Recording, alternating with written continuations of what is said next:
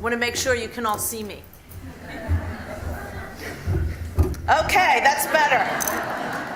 Now the problem when I speak and I stand on a little stool is that when you see me in the hallway later, people will come up and say, "My God, you're so short." So at least for the time being, I appear to be tall, which is always something I've wished for, but really could never do anything about. Well, let me start by thanking Gil for the introduction and to let you know how excited I am to be here joining all of you at this CLIA Australasia's inaugural Cruise3Sixty event, right? This is really an exciting moment. And I think for the past several years, at least since I've started at CLIA, I don't know if my slides are working. No? Let's go back. Okay. Make sure I don't get ahead of myself. But for the last couple of years since I joined CLIA, at every Cruise3Sixty conference that we had a huge delegation of Australians that would come. So I'd like to start by asking, for those of you who have attended Cruise3Sixty in North America, raise your hands. So this is not your first event, so I hope you'll continue to visit us in North America. We are celebrating our 10-year anniversary in April, and we'll have 2,000 people in Fort Lauderdale with the opportunity to conduct 25 ship inspections. So Cruise3Sixty has really become the largest cruise industry conference where we gather together with cruise line members and executives, our executive partners, and most importantly, really our travel agent and agency community. So I really applaud Brett and the team here and the board of CLIA Australasia for being the first outside of North America to create this Cruise3Sixty event. We had a board meeting earlier this week where people were lamenting the fact that we didn't have more space. And I said, well, I guess it's a good problem to have. So next year, I think we'll have even a bigger room for this event, and I hope that I'll be back to visit Sydney again. So with all of that said, let me move on to say that over the past few years, and I don't need to tell all of you this, Australasia has really emerged as a critical growth market for a rapidly growing global cruise industry. Since 2002, and this statistic is even bigger, the number of Australian cruise passengers has grown by 500%. In 2012, the cruise industry welcomed a record 750,000 passengers from Australia and New Zealand on board our ships. That's a double-digit increase from 2011, and we expect that we'll see double-digit growth again when the 2013 results are reported later this year. Market penetration rates, which is a very important metric for the cruise industry, have reached 3% here, the second highest in the world. And if you continue with this impressive growth trend, Australasia could surpass North America in the coming decade with this metric that we pay close attention to. Because as much as we talk about the fantastic growth and success of the cruise industry, I think we recognize as we travel around the world that market penetration of 3% or 4% in markets like North America, there is so much more opportunity for growth for this industry. And for us to see the kind of growth that Australasia in this region has experienced continues to give us great confidence that we'll see more and more passengers take advantage of what we believe is the best vacation holiday one can experience. So, as you know, as the cruise market has expanded, cruise lines are dedicating more and more ships to this region. Between October of 2013 and April of this year, a record 34 ships will cruise Australian waters, making 588 visits to Australian ports. And while Sydney is certainly always voted as the top cruise port, places like Melbourne, Brisbane, and Fremantle are also very popular ports of call, which really spreads the economic benefits and contributions of the cruise industry throughout this country. As I know you've heard from Brett many times, cruising really is a win-win proposition for cruise passengers, the ports, the agent community, all of us that are engaged with this great industry. And each ship can bring up to $500,000 into a port, supporting thousands of local businesses and jobs in the region. Cruise lines are continuing to invest heavily in this market, not only bringing new ships and bringing passengers to new ports and destinations, but also working very closely with government and other policymakers to ensure we do this in the most positive way for the benefit of all. As cruising increases its economic footprint and its economic contribution, our industry has worked with the Australian government to ensure the region's infrastructure matches its promise as a market. As mentioned last year, the new White Bay Cruise Terminal opened in Sydney, a $60 million investment in the industry's future. But we can't stop there. With the market expanding as rapidly as it has been, we must continue to work together between the industry and government. We need a long-term plan to make sure that the infrastructure is there and ready to realize this region's full potential as a premier cruise destination. Australia's growth has helped turn what was once a regional industry into truly a global powerhouse. And today, CLIA represents 63 cruise line members around the world. And I'd like to acknowledge our newest CLIA global member, who I know is here, Catherine Beadle with Hurtigruten, has joined CLIA as a global member, and we're excited to have them. And I know Catherine is here and will be speaking to all of you later. But these 63 cruise line members represent more than 95% of the total global cruise capacity. And that number makes a big difference when we have to speak to governments and regulators and policymakers about the cruise industry. We also are very proud to count more than 13,500 travel agencies and 50,000 travel agents around the world as members. We also have 250 executive partners, which represent the port authorities, the destinations, and industry suppliers that provide the critical services and support that make the industry work.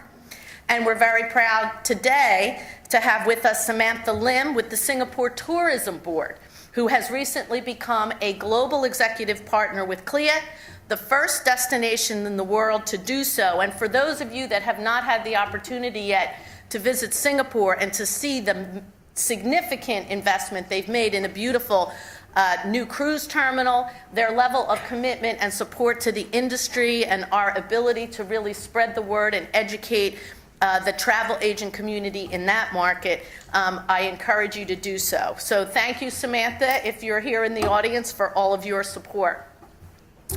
As an industry, we generate $100 billion a year in economic impact globally. We support more than 775,000 jobs worldwide, and that equates to $33 billion US in wages that the cruise industry pays to people that work for the cruise lines. In 2014, we project a 21.7 million people worldwide will take a cruise. And if you look at this slide, you can see that we've broken this down by region. So North America, while still a significant share of the total at 55%, I can tell you that that percentage has decreased while the number of passengers have increased as a total percentage. In Europe, we have about 30%.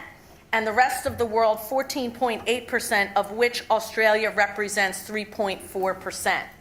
So we continue to see the evolution and mix change as the industry has become more global. And we expect that we will see growth again in 2014 in terms of our total numbers here and elsewhere. So I think we would say this continues the strong record of growth that the industry has enjoyed. It's been said many times that the cruise industry is the fastest growing segment of the total travel industry. And to meet that demand, CLIA member lines are expected to bring 24 new ships online by 2015. That represents an $8 billion investment, and I think speaks volumes about our industry's commitment and confidence to future growth. Now, a global industry, as we've said, needs a global footprint.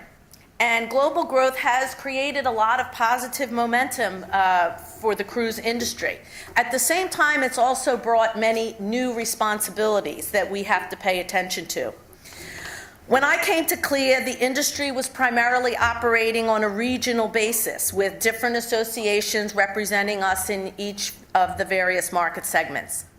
Today, we are bigger, we are more global, and we have a higher profile than we did even 3 or 4 or 5 years ago, not to mention where the industry was a decade ago. The operating environment is more complex, there is more regulatory oversight, and we've had greater media attention than ever before. And we don't believe that that will go away. So we have to step up, and we believed that the globalization we announced at CLIA last year was an important step in that direction. So we today now, as you can see from this map, have CLIA flags around the world. We've expanded significantly our footprint in Europe, so moving beyond Brussels and the European Union and the UK and Ireland, which has long been a cruise association of great importance for the agent market there. We have opened new chapters in Germany, in Spain. We'll be opening CLIA Italy this year. We have branded France and provided more resources in each of these national markets to really keep up with the growth and interest in the cruise industry. Outside of North America, UK and Ireland has been the second largest source market for the industry. We believe that Germany, based on its growth, will surpass the UK in the next 3 to 5 years, with many new ships and more passengers interested in taking a cruise. The reality for the cruise industry, and frankly, it's not just unique to us, but for every global industry, is that regulatory, policymaking, and media are just as critical to our success and the perception that people have about us as an industry as the overall state of the economy or how successful we are collectively at promoting and educating consumers about the fantastic value and experience a cruise holiday brings. Simply put, the days when we could focus only on our activities to promote and talk about all of the wonderful experience are over. We have to be able to speak more broadly about the impact and the commitment that the industry has to corporate social responsibility. So the industry has to be an active player in shaping the conversation about the key issues that affect us. Issues like safety, sustainability, public health, energy, and other areas that have a huge impact on the ability for the cruise industry to continue operating successfully around the world. Second, we do need to speak and act globally, and as I said, we've taken those big steps through CLIA to really align that messaging. So I think where we are today with 13 cruise industry associations now operating under the CLIA umbrella, we and you will continue to see us use this platform in new and different ways. And I think evidence of that is this Cruise3Sixty event brought here to Australia that I think we'll see now moving around the world. One of our core commitments has always been at CLIA, and it was started in 1975, really for the primary purpose of engaging with the travel agent and agency community, to educate, to provide training and certification around selling a cruise holiday. And that continues to be one of our core commitments as CLIA, is the support that we have for our travel agent partners, who are the natural ambassadors and the lifeblood of the cruise industry and the success that the cruise industry has experienced. We recognize the critical role that agents play as trusted advisors to our passengers. You're the ones that communicate in real time for them the joys of cruising, the fantastic value that one gets from a cruise holiday, navigating all of the various options that are available and the limitless travel destinations that one can visit on a cruise vacation. So I'll talk more about our work with the travel agent partners at tomorrow's awards dinner, but for now I really wanted to bring a message, especially from the global CEOs, of their commitment and their appreciation for the value and support that the cruise industry has received from the travel agent community. This relationship and partnership is critical as we continue to grow, and in order to really work together on some of these broader issues, when we talk about policymakers, when we talk about the need to work with regulators, it's also important that the travel agent community understand what these issues are about, so that if you're asked by potential customers or even in your local communities, what is the cruise industry doing in terms of environment or sustainability, you too can be equipped to respond based on the information and work that we are doing on behalf of the industry. In the last year alone, CLIA has worked closely with the International Maritime Organization in London to develop environmental regulations to lower carbon emissions, to reduce our environmental footprint, and to enable us to continue offering world-class experiences to our passengers. We've also taken a leadership role on critical issues like passenger safety. The IMO has formally adopted into passenger ship safety standards all 10 operational safety policies that CLIA members put forward as part of our operational safety review, which began in 2012. This not only demonstrates our strong commitment to safety, it also illustrates the cruise industry's ability to work side by side with regulators and policymakers to improve the safety, comfort, and care for passengers and crew on board our ships, and more broadly, to look at these best practices even beyond passenger shipping to the broader shipping industry.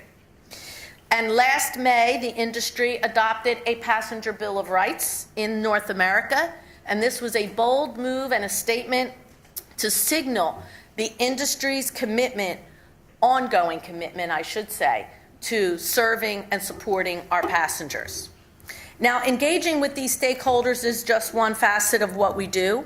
As part of this effort to represent the industry globally, we have also launched a proactive campaign to communicate on an aggregated basis the positive economic impact cruising has on communities both regionally and worldwide. Here in Australia, in coordination with CLIA Global, Brett and his team are working on the region's first ever economic impact report, which will be released later this year. This study will help inform and educate government leaders, policymakers, and other stakeholders about the role cruising plays in boosting economies in port cities, creating jobs, and supporting local businesses.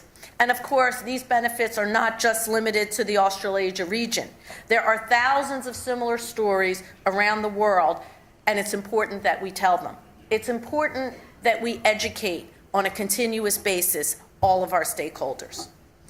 So, to showcase the cruise industry's positive impact, we did launch Cruise Forward, a platform that allows that communication and information to be dispersed. And I think that this is something you'll continue to see us build upon.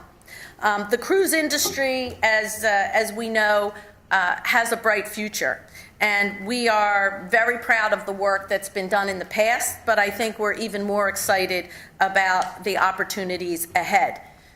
All of you gathered at this event have helped make cruising one of the world's most exciting and popular holiday choices.